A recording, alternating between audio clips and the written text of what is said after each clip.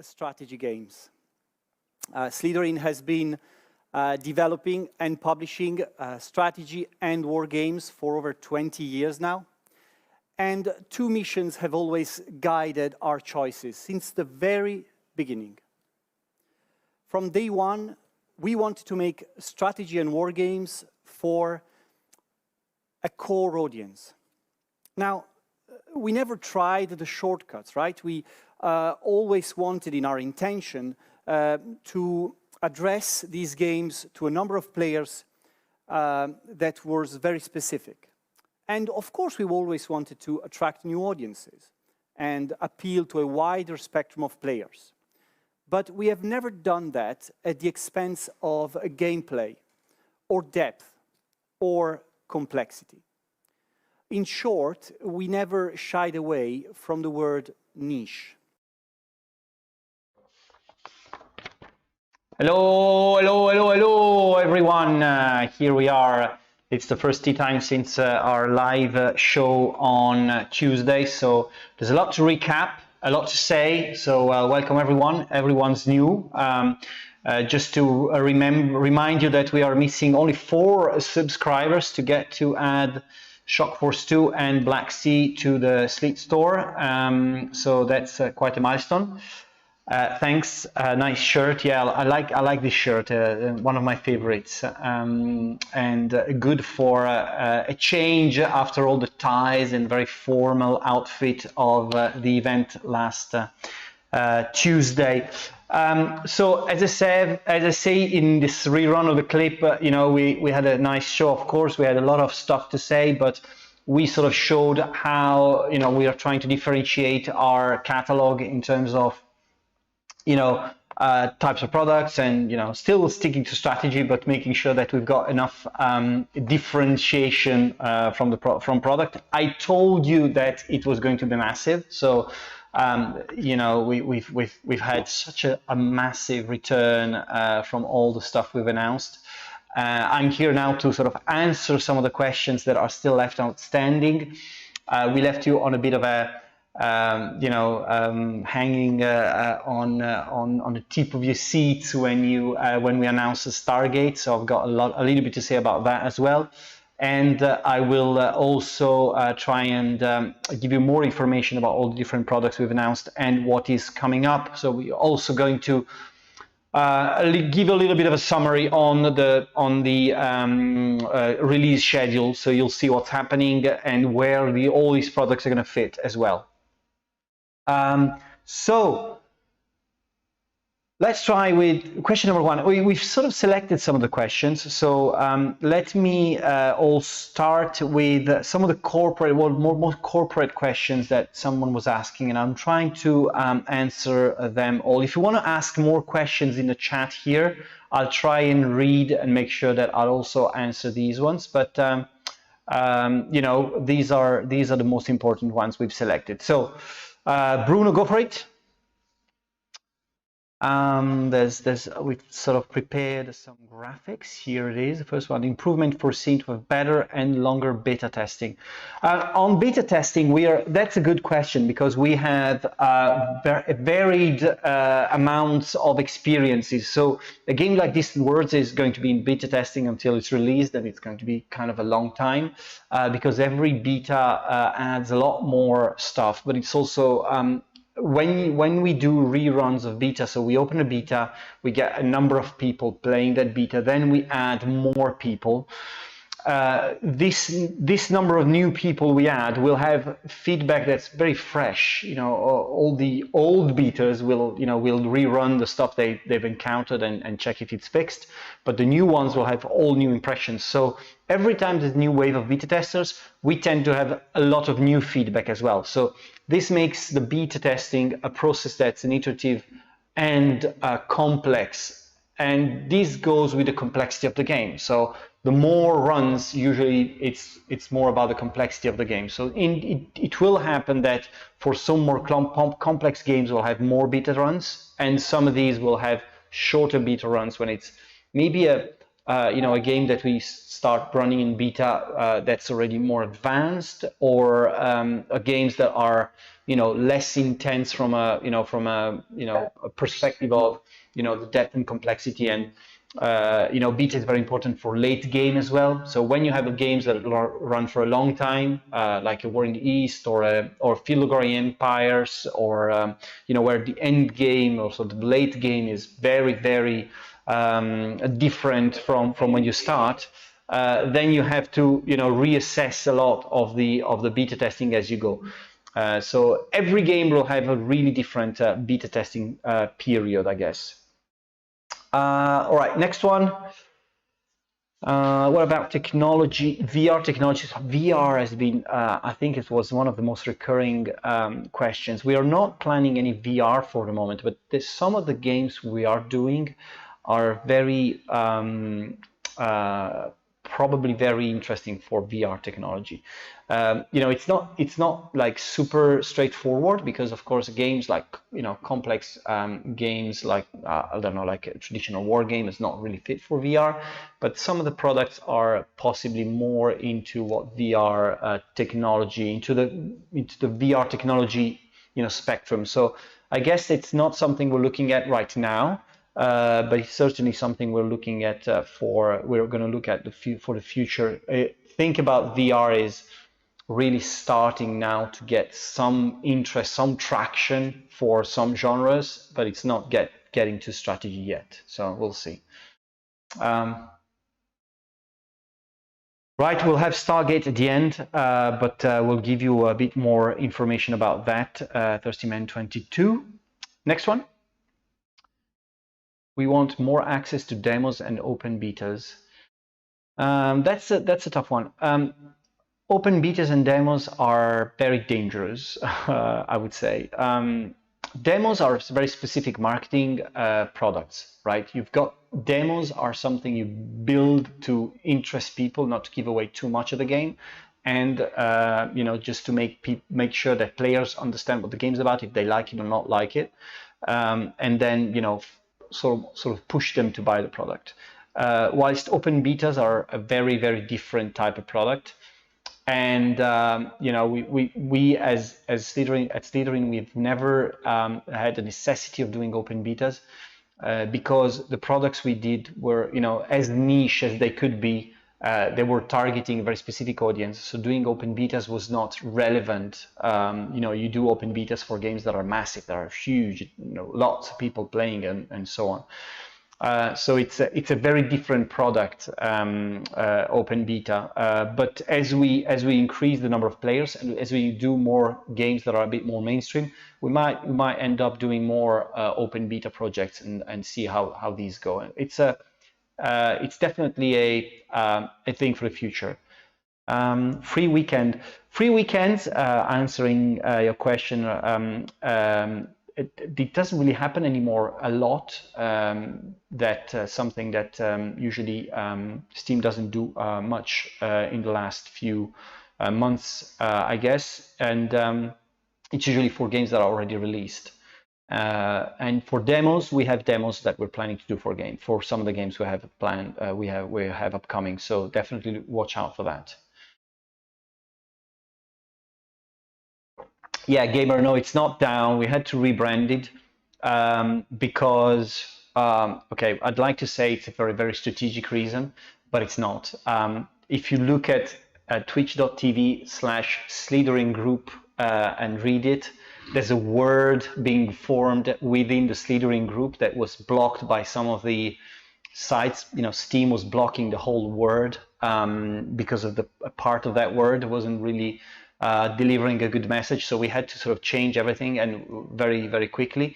And so we are now trying to fix all the broken links. It's going to take some time, but hopefully we get there. But you can make that out for yourself.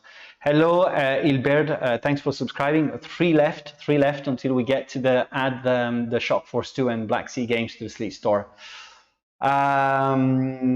Yes. So next up.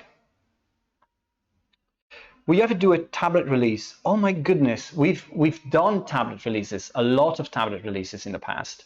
Unfortunately, the tablet market is not as vibrant as it was, and second, the tablet market is very much geared towards free-to-play games, and it's a market that doesn't really fit our model. So we sort of now decided to sort of park any tablet project for the future, for the coming future. But again, it's, you know, the market moves very fast, so who knows what's going to happen in the future.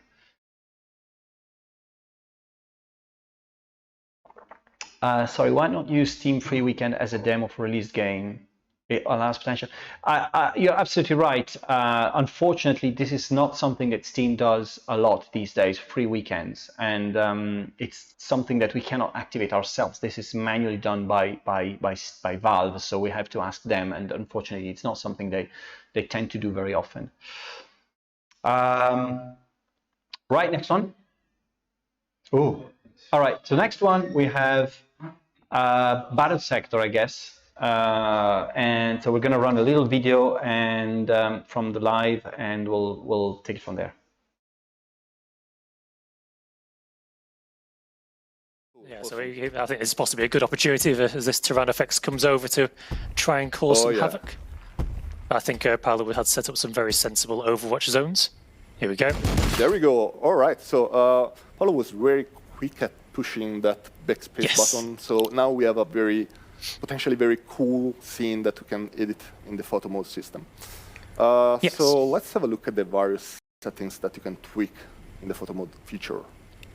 Yeah, so it's kind of got there's kind of the photo mode camera is essentially set up kind of like a real world SLR. So lots of settings in here what you might get from if you're used to photo taking in the real world. But there's also some key helpers because it's a video game, not the real world. So it's got a couple of rotation modes, so we can either have the camera orbit around a fixed point or fly through, which is kind of more like a straight camera on a thing, but whereas orbit basically focuses on a point and lets you rotate around that point. All right. Right, so super good looking photo mode for Battle Sector. I'm really looking forward to see what you guys are going to do with that, because it's pretty awesome. So answers from the chat the other day. Is it possible to rename the characters? Not yet. We are looking at adding this possibility after launch, but no, it's not most probably not going to be at launch. But this is definitely a feature we're looking at for post-launch. So we're of course making note of that. Next one was about our army upgrades built around the heroes only.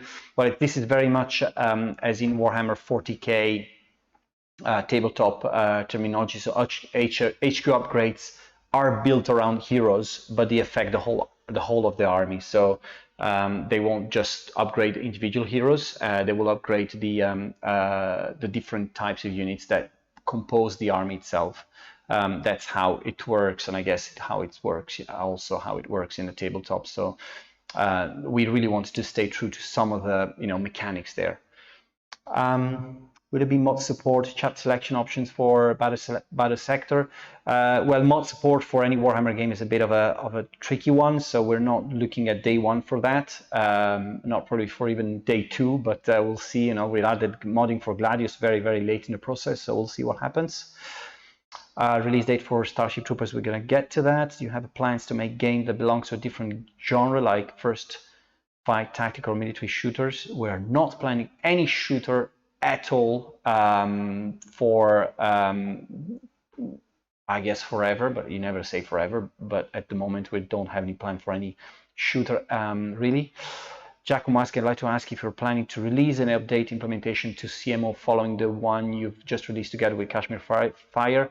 Absolutely yes. As we said during the event, Command is going to get a lot of new features very soon. We are releasing Command Professional Edition 2 at the end of the month, and then we'll start implementing some of the Professional Edition features in Command Civilian Edition, as they call it, so Command Modern Operations. So absolutely yes, that's going to happen.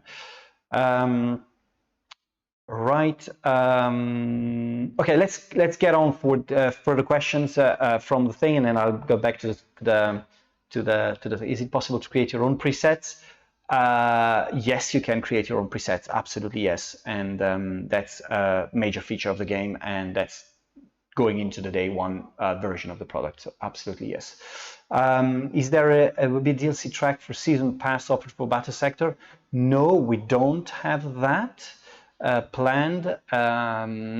We'll plan for DLCs, of course, but there's no season pass planned.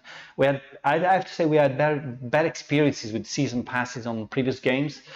It's really hard to gauge, how much these are the DLCs are really performing when you do these season passes. So it's hard. So we'll go with bundles, and bundles are really, what season pass are really, giving the opportunity to anyone who already has a game to complete the bundle with the discounts does make sense, and it's really the best way to to see how the DLCs perform over time. Any thoughts on releasing the music for Battle Sector? Actually, I don't think so. No, there's no soundtrack planned. Although maybe Alberto is in the chat is able to answer this question, but I don't think there's any plan for the soundtrack for day one. All right, so let's move to Starship Troopers.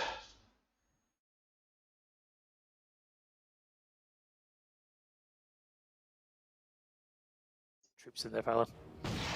Yeah, maybe don't lead with the rocket troop though. Maybe get someone in front of him. There we go. That's more like it. There you go. Lobbing some underslung submarine Mark II rifle comes with an underslung grenade launcher, so it can these guys can not only operate as heavy fire suppression, but also stand behind the lines, lobbing explosives over the top. Because one of the kind of important features of Starship Troopers is that a lot of your units block line of fire for your other units, so you can't just stack them up. So it's important to have troops like the snipers and the rocket troopers. That's a problem. Oh my god. So those engineers aren't in the best situation, in all honesty. But there you go. And he's gone down, and Nicely done, Paolo. oh wow, blimey, Paolo, well reacted. Yeah. He did a very good job of that. Oh wow, Starship Troopers! This is the most anticipated RTS of the year now. So it's not me saying it; it's Steam wishlist. So we have to be leading up to some expectation here. No pressure at all. Okay, so answering questions about Starship Troopers. Let's go for it. Will it be possible to play as the bugs? We said this in the past, and we're saying it again. No, it won't be possible to play as the bugs. It's a mobile infantry game, and you have to kill the bugs. No option to play as the bad guys here. The next one. Will Clendat drop be in the game? Yes, it will be in the game, and it's actually a pretty substantial part of the game as well. So definitely going to be in the final product. How can you do without, I would say. Then more. Next one. We want some gore. Yeah, well, gore. There's a lot of gore actually. We've seen some animations already in the build we've shown on Tuesday, but there's more. There's going to be bits of bodies chopped off, heads going flying over. The bugs are, although they are, they're very clearly already being hammered and slashed in the current build. There will be more of that as well. So it will be a bloodbath, and this is a big part of the game actually. We really wanted to create this Starship Trooper feeling, and how can you do that without having, dismemberments and all that kind of stuff? It's absolutely part of the thing. Do units get carried over from one mission to the next? Actually, no. Every time you start a mission, you'll have to recruit fresh meat, and that's I guess part of the thing really. It's not it's not based on how carefully I can save my units for the next mission. It's very different approach. So again, you've got to reflect that in the game, and that's the idea of Starship Troopers. Are they ignoring YouTube comments? Tom, not really. I am not seeing any of yours, but if you post the question, I'll try and answer it. I can't see any of that here, but sorry for that. But you know, again, post it there. I'll be trying to answer. Sorry, el bueno. I'm good. This is going fast. So Broken Arrow RTTS game. Bueno, Broken Arrow is very much in the vein of a war game, Red Dragon, Steel Division type of gameplay. That's how it, it's going to play. Of course, it being a modern warfare game, it has a lot of differences on how joint forces and all kind of stuff works, but it's that kind of product gameplay. Any chance for Armor Brigade with modern or future equipment DLC? We don't have plans for that right now, but watch out, maybe in the future, definitely. Armor Brigade has been a big success, so we want to carry on that series in a way. And Tom, please post your question here. I'm going to try and answer it. Bug holes. Was there one about bug holes? The next question. Can you nuke them? Yes, you can. So definitely there will be bug holes, and yes, you will be able to nuke them. Oh, cool. Twitch channel is not available. It is available, Tom. It's just being renamed to twitch.tv/Slitherine TV. As I was mentioning before, unfortunately, that's being, we were kind of forced to do that. So if there is some more info about Broken Arrow, El Bueno, no, there is no more info about Broken Arrow. You can actually see, there's kind of a lot of info already on the product page, but on Steam, you can go there, and that's really everything we've been announcing so far. You have seen, also in the trailer, there's no shooting or any other gameplay specifically, but the guys are working on it. We're about a year away from release, so it's a long journey.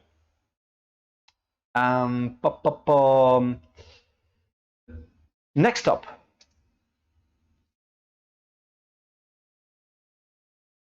Yeah, Master of Magic, yeah. Stay tuned for the next hour because it's going to be really exciting.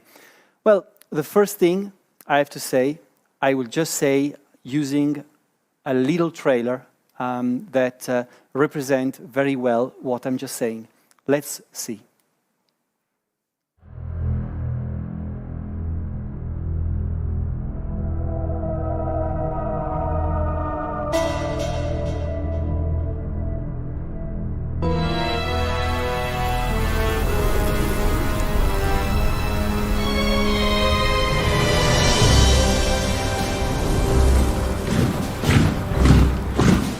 Old man, you seek the spell of mastery. You have come too late. My work has already met with success. If that is the truth, then your work must stop.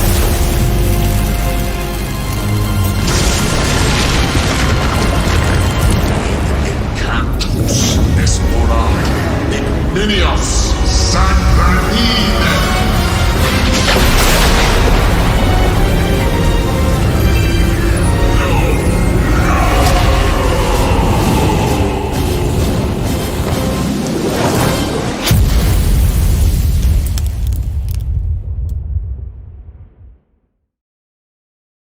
All right, that was Master of Magic. Before I get to that, let's try and recap some of the stuff. So, if you go up again, sorry, on the chat, I'm just asking because so I can answer some of the questions here. So first, combat mission available on Steam. The Steam release date is still slated for June. We're gonna get to the release schedule in a moment. Just down a bit now. So we are not a year away from Starship Troopers release. That was Broken Arrow, Ariaridus.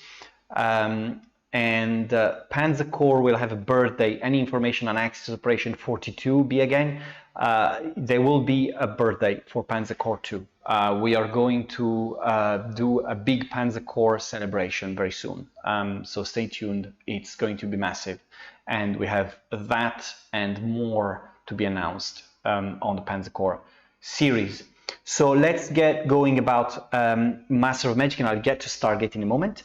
I think there was one question about Master Magic, but so this is the question was recurring about animations and such. So there will be animations for a lot of all of the spells. So it'll be a lot of very cool visual stuff added to the game, but we are not ready to show that yet. As you've seen in the live on some of the screenshots, we were showing very little of the map and how the actual game is visualized in the 3D map. So we'll show a lot more later, but we weren't planning to do that for the announcement, but there will be a lot of stuff. So only one subscriber left, so Sets D, thanks for subscribing. Combat Mission, Normandy Invasion, and Final Blitzkrieg, Tom, we have plans to add these, yes, in the future, so they will be probably the last ones to be added from the old catalog. And so that was for Master of Magic, and so we're going to get to Scramble now. Will this be on iOS? No plan for iOS at all. And we got to the last subscriber. So Bast Bear made a lot of people happy. We will now add Shock Force 2 and Black Sea to the Sleet store. You're going to be able to redeem that from tomorrow. Make sure you tune in, and that's going to be our gift for the week, I guess. A pretty busy week. Scramble. Here is give the ability to the player to maneuver the planes, but still, give them the absolute sort of sense of playing a strategy game ultimately.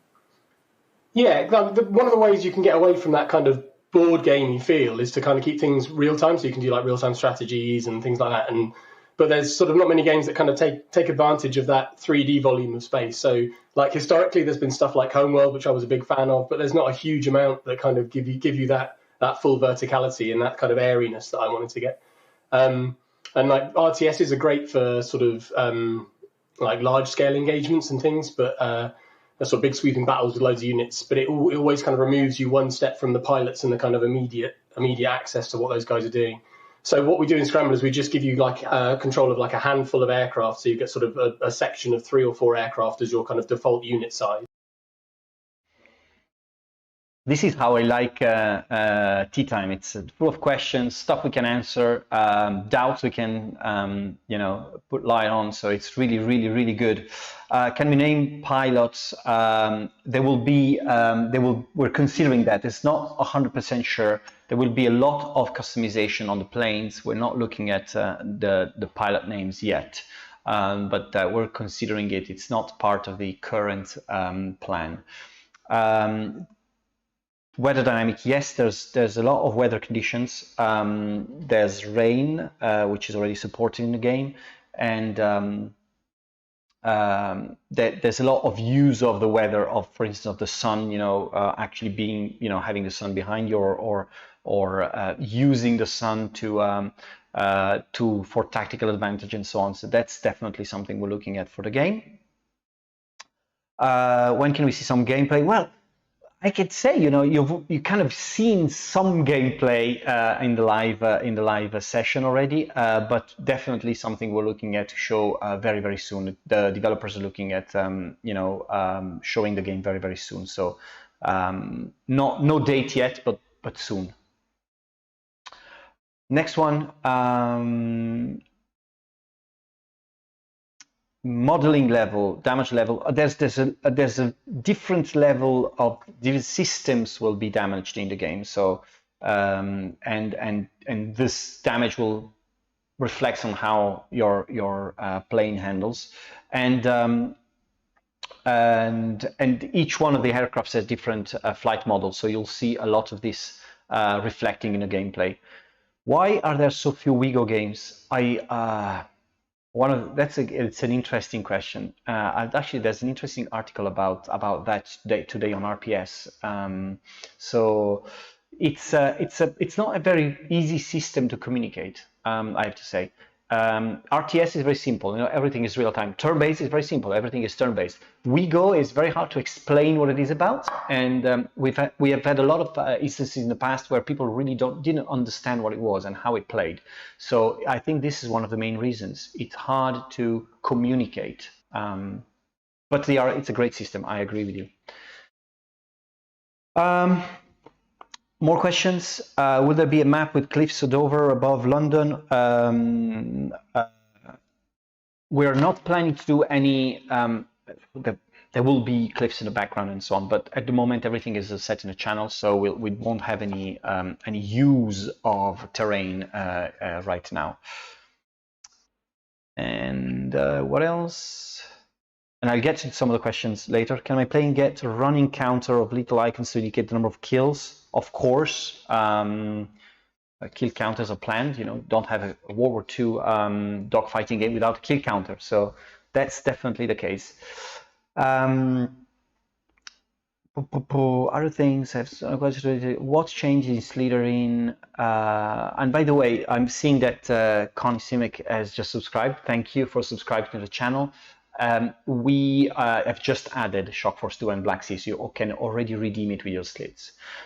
What a change in Slitherine that lately you guys are funding and doing Partnership for War games. I love it. It's nice to see company doing well. Well, I tried to explain it in the live session. I think that what happened was that we really built it slowly but steadily. So we have solid ground. We have made a company, we've built a company over time that's solid and sustainable and has now the resources to look at the future. And we'll always do that, right? We'll always do step by step so that we don't try hard to have a big hit and then run away. And if it fails, just everything crumbles. So that's, I think, the way we do it. And all the bigger games fund also the war games. It's really a win-win situation between the two elements, the Matrix games element and the Slitherine element, and it does work very, very well. Right, so is Starship Troopers a pose-based RTS? Well, we've covered Starship Troopers. Alberto, if you're in the chat, can you answer that question so we can move to Broken Arrow? Sorry, Digital Katana. This answer could be kind of long, but I'm pretty sure that someone in the chat can answer this question for you from the team. Broken Arrow. Let's go for that. The next project is some outstanding and really aspirational project. It's a game that we are proud of having because it really is a testament of how we are trying to embrace new subjects and new audiences. It's real time, so for a change, and we don't have many real-time games, and there's a lot of cool things about this game that we're going to discuss with the development studio. But before we get to that, let me run a trailer for this.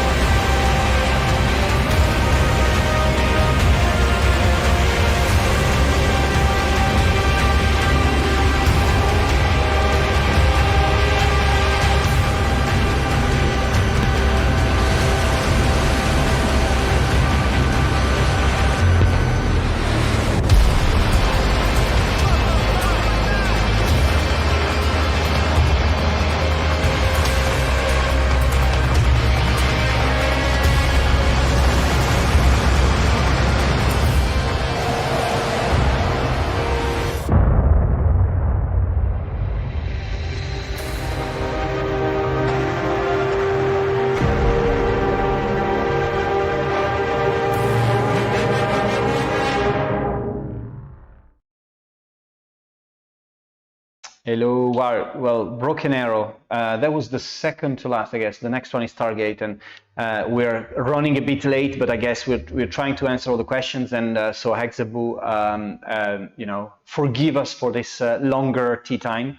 I've actually finished tea. I can't do any more fake drinking now. So when can we see some gameplay?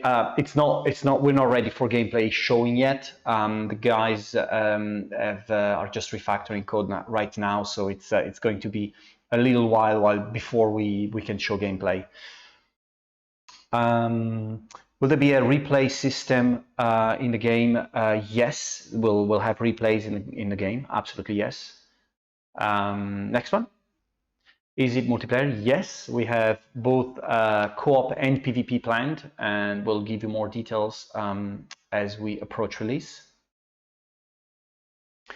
Is there accessible modding support? There will be modding support. We don't know how far that will go, but there will definitely be modding support for the game. Yes.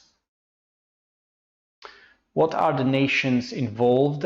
We have Russians and Americans. I've seen a video from someone explaining it's saying Americans and Soviets. We have Russians and Americans. It's the modern warfare, so we have these two factions. Yeah,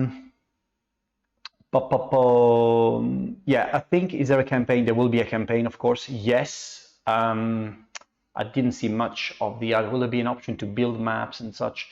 There will be options to build maps, but most of the stuff is going to be in a campaign. It's going to be pre-crafted, of course. All right, so let's go for Stargate, and then look at release schedule. That and everyone is ready for that. I'm going to run to see what's happening in the chat, but. Thank you, guys. Thank you, Ian, for joining us again. Thanks, everyone, for making our afternoon very special.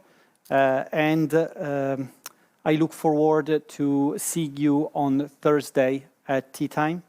It's going to be a new phase of tea time, I guess, with so many new followers, subscribers, people interested in what we've just announced. And, it's our time to say goodbye and thank everyone for joining us.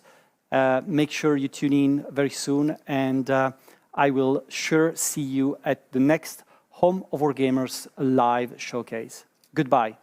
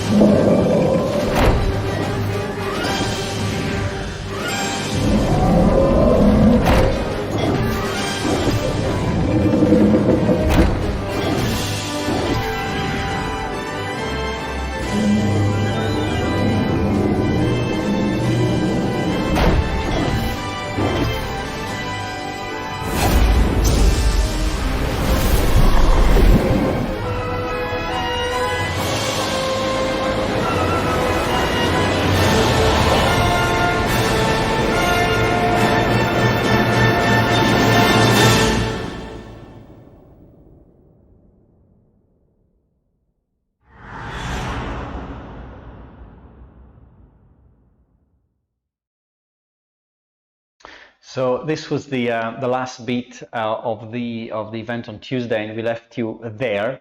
So we wanted to give you a bit more information on the game, and hopefully we'll increase your curiosity. And so this game came to be when, I think a couple of years ago now, MGM, the MGM licensing directors approached us to gauge if we were interested in looking at this opportunity. And we are big fans of Stargate. And we jumped at the opportunity of doing a Stargate product. So we reached out to our friends at Creative Forge, and thank you for resubscribing, Eisenrider, we approached our friends at Creative Forge, and Creative Forge is a game studio that gives away a lot about what the game is going to be. They are the creators of Phantom Doctrine and Hard West, and we had a very specific idea for the game, right? So we wanted to make a game that reflected this idea of a group of specialists traveling across the gates and performing specific missions. And the idea we had was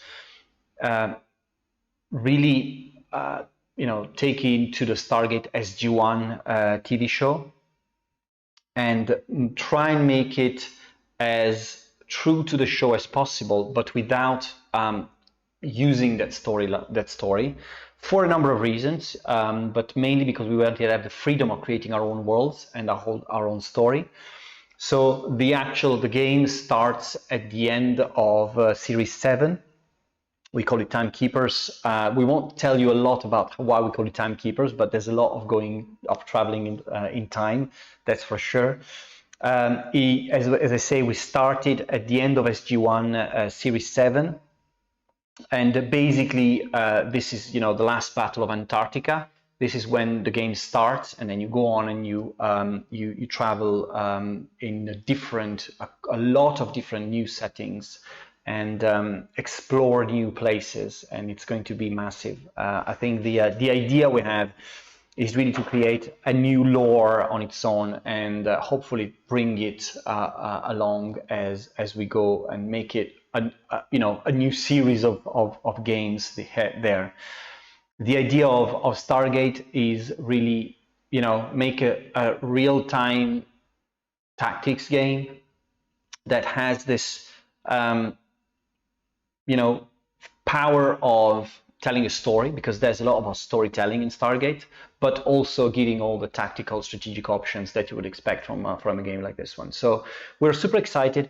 The game is planned for release in 2022, so there's a bit of time. We will, show you gameplay very, very soon, and hopefully screenshots are going to come soon. So we're going to, drop hints on what gameplay is, and we'll take you in this journey with us, as we're doing today, trying to answer all the questions, trying to make sure that you're part of the process, and if you're half as excited as we are, we're going to have a lot of fun with this one.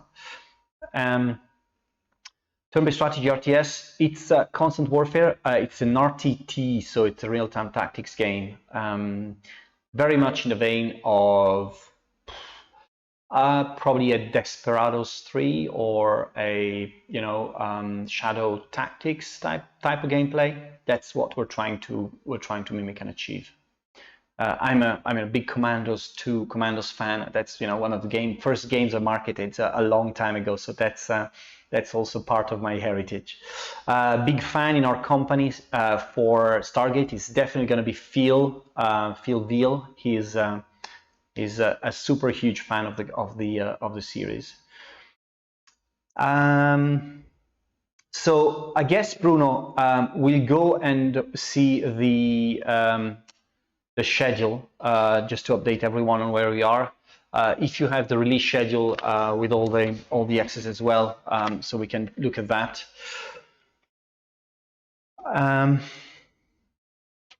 So just to update you guys, this is going to be I'm going to go very fast through this because we are super late. So wow. Okay, so as I said, so Battle Sector is on pre-orders now. The games are releasing day and date with the console versions on the 15th of July. So PC, Xbox, and PlayStation are going to be releasing at the same time. Next week is, of course, release week for Field of Glory 2 Medieval Reconquista. We're going to do a tea time about Field of Glory 2. Actually, we'll have 2 tea times next week because on the 21st, on a Friday, it's my birthday, and I wanna have a tea time on my birthday, of course, and it's also the International Day of Tea, so we're preparing a special tea time for you guys. Combat Mission is still slated for June, and there will be, and you see it for the first time here, a new DLC for Warhammer 40,000 Gladius releasing on June 3rd. one of the big surprises we have for today. Starship Troopers is approaching beta now. We are going to drop a beta soon, and so if you subscribe to the beta already, make sure, if you haven't, make sure you do it on slitherine.com/beta, because this is going to drop very, very soon. Valorant Victory is planned for 17th of June. This is a mistake we've got. It's 17th of June, not July. We're going to fix it for next week. Everything else is TBA right now. And we have added our 2022 releases that we have announced yet already. So Stargate, Broken Arrow, Scramble, and Master of Magic are going to be 2022 releases. So bear with us. There will be a little bit of time to kill, but you know, look at the number of releases we're preparing for you this year. There's a lot to be happy about. Right. So when will we hear more about Flashpoint campaign Southern Storm? It is not before fall. No, definitely before. During the summer, we're going to show you some stuff, Joam. Absolutely, it's the team is working hard, and we have stuff to show you very, very soon. That's very cool, Bruno, but I can't see the chat anymore. Thank you. New Order of Battle DLC, again, yes, there will be new Order of Battle DLCs, and we have also a big surprise for you for Order of Battle, landing on end of May. End of May, we have a big surprise for you on DLC, on Order of Battle.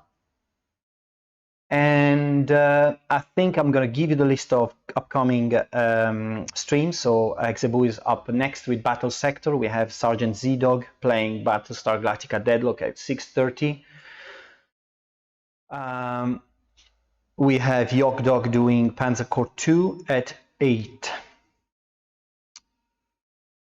Tomorrow we have XTRG playing War in East 2.